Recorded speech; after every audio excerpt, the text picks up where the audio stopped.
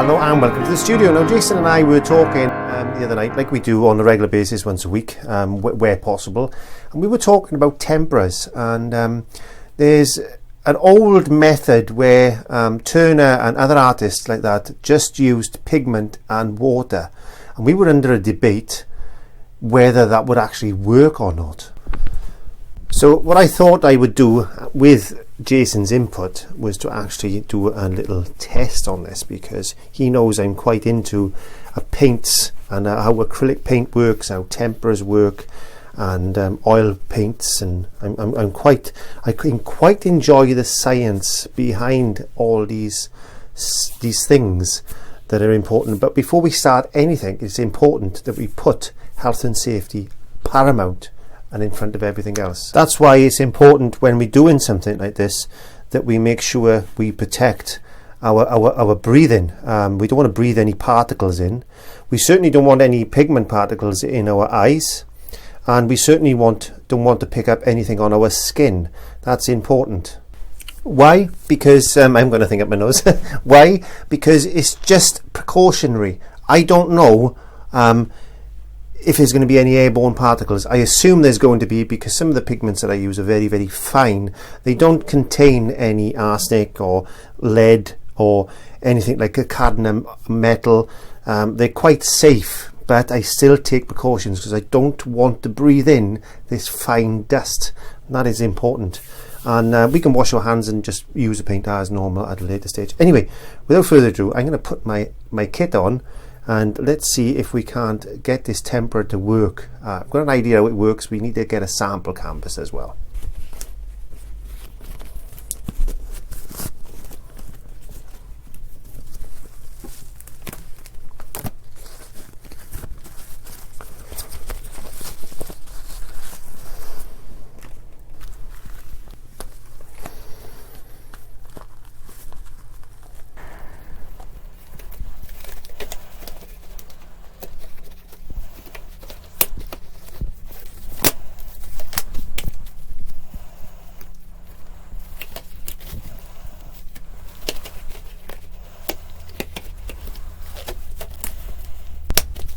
Okay, so we've donned the gear.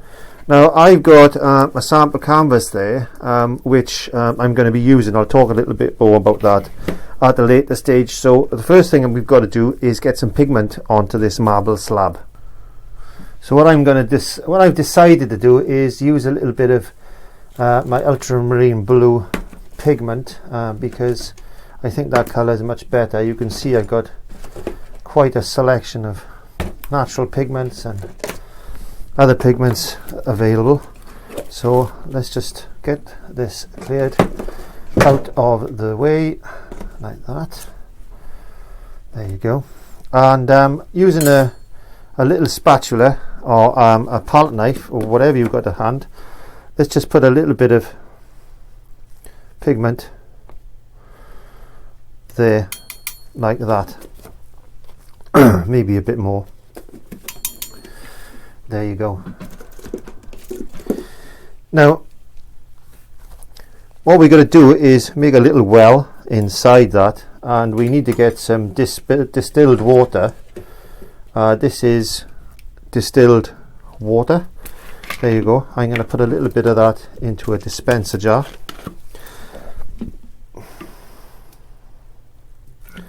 Just makes life a little bit easier to use that.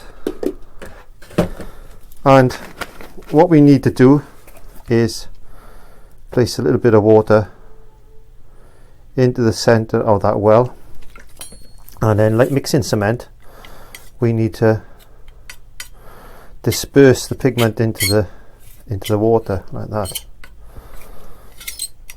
Now this is exactly the way that I've seen it done.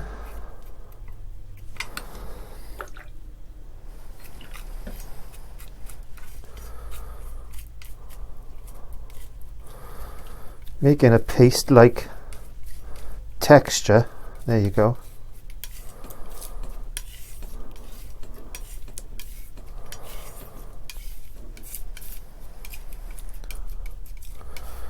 Now at this point it's quite safe to remove your your goggles, and if like me you wear glasses and you need to see what you're doing, so it should be quite safe now to actually remove your glasses. And in fact, I think I'm going to take my mask off as well, because there's no airborne particles going to happen now, because the pigment is actually dispersed well into the paint.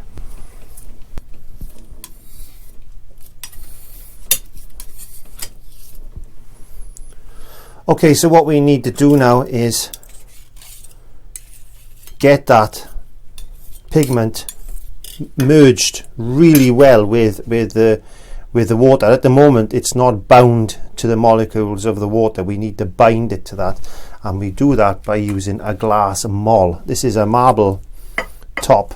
You can use glass, I prefer to use marble, and we just put that on there, and we just mold down that paint in a figure of 8 like that. And what that's doing is dispersing that water and those particles of pigment, and is basically binding them together. That's all it is. It's basically binding those together. So now we've got a little bit of a tempera going on. This is just water, basic water tempera. Now the argument that Jason and I had with this particular method is the fact that once the water evaporates, it's just going to leave the pigment behind and it's going to fall off. Now, thinking about it in a scientific way, the old cavemen didn't have that problem, did they? Because these paintings are still on the cave walls. So my argument is maybe the pigment falls off or disperses, but the stain of that particular colour, in this case ultramarine blue, will remain in place. So we mould this for several minutes, I would say, just to make sure that we've got a nice paint consistency. And when you're making acrylic paints, which is another story, there's a lot of other things that gets mixed into this to get us acrylic paint, but we're not talking about acrylic paint today, so I'm going to continue doing that.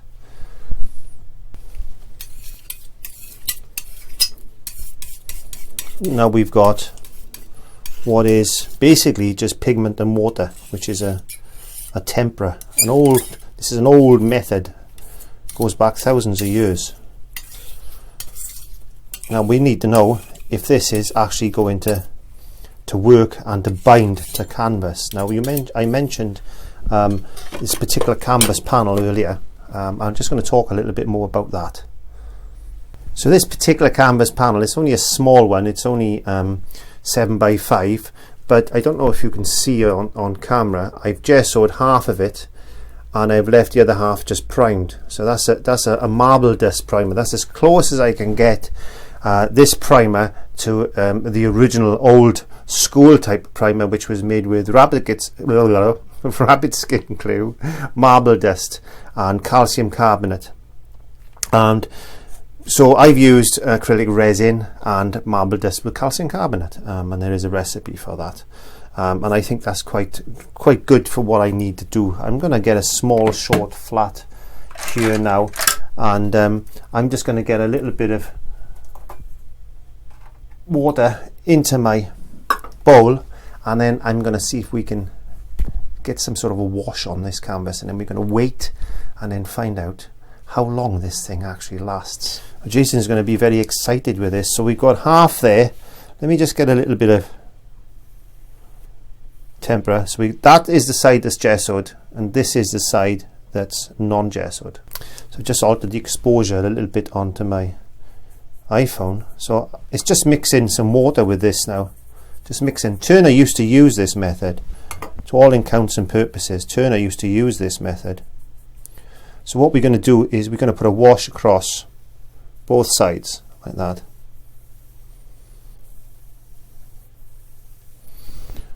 We're going to thin it down even more.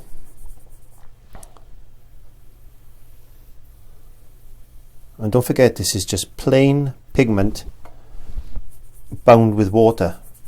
And I'm interested to find out if this will actually remain in place. This is called a ladder method in paint making. When we working with paints, then you can see it's not binding so well to that side because there's grease on the board, whereas this side it's acting more like a watercolor. And this is the type of thing that Turner and all the others used to use, like that. Many artists use this method in all intents and purposes, in skies and things like that. This is a ladder method. This is when we work with paints and we use different formulas. Say we use say 20% medium or vehicle within our paint mix.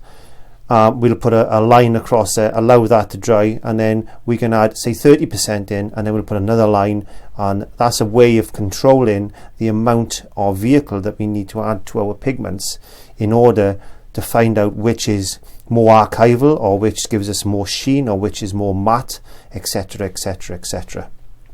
Without boring you, the other thing I want to do now is I want to put some thick paint on, like this, in this tempera format. So obviously I could add more pigment to this, mull it, and we'll get a different thickness, a nice thick impasto style paint. And I'm interested to find if this will actually bind and not dry and fall off. So that's our little test card, and I think Jason is going to be quite excited when he sees this video. The next thing we've got to do now is allow that to dry, and then well, we'll see what happens. Actually, we'll see what happens to that. There we are. Let's just put that there like that. Stand up, stand up. Okay, so it's been 2 days. I've left it for 48 hours. I'm just going to get some kitchen paper because there's two tests that I need to do on this. Now, as you can see, it is dried. Here's our test, Jason. So what we need to do now to find out is if this is actually fixed to that canvas. Now I know they said that they normally varnish these things, but who knows what's going to happen to this. Let's have a look. First test we've got to do is get a little bit of kitchen paper like this, and we need to rub that across. See the pigment coming off that? So it is still there. Let's do this one. Well, there's not much coming off that one, so that means to me that there's actually soaked into the canvas itself.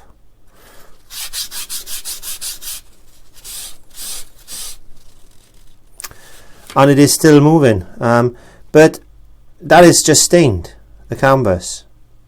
That has stained the canvas.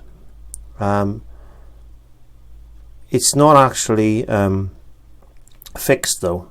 Now I know that this is going to be quite intense, this one, because I can already see that that's going to come off. So if I do that, you can see it's actually moving pigment. Well, look, you can see that the pigment actually coming off, and that is exactly as I predicted it would happen. And again, with this side, the pigment's coming off, so that is not feasible in any way. Could you put a varnish over that and prevent that from happening? I've absolutely no idea if the varnish would actually move that. So let's see. Let's get a brush and let's just moisten the brush with a bit of water, and imagine this is maybe varnish. Will we be able to reactivate that? Yes, look, it reactivates, and so do that. There you go. So thick, no good. Thin, okay. So let's moisten a little bit of tissue paper and let's rub that over the centerpiece. There's a little bit coming off, but the canvas is still stained. So let's do the top bit. And I'm really pushing that hard. You can see that's not pigment, that's bits of paper coming off. But it's not fixed in any way. That's more of a stain. That's more of a stain. Disappointed? Not really, because that's exactly what I was expecting. So it's stained, the canvas, and so when Neanderthal man painted the caves with his dirt on a stick, what he was actually doing was staining the rock, and that over the time, that rock most probably with the temperature changes and all that, basically oxidized that stain into the rock, I would imagine, because that's all it was mud mixed with water. So I would imagine it's a matter of time and oxidization and stuff like that, and which is actually stained on, which is what this has done over a short period of time, is actually stained the fibers of the canvas, even with the gesso. Would that stick on top of oil paint? Possibly it would, yes, because it's going to adopt. Oil paint is still wet for weeks and weeks and weeks, even if it's dry to the touch.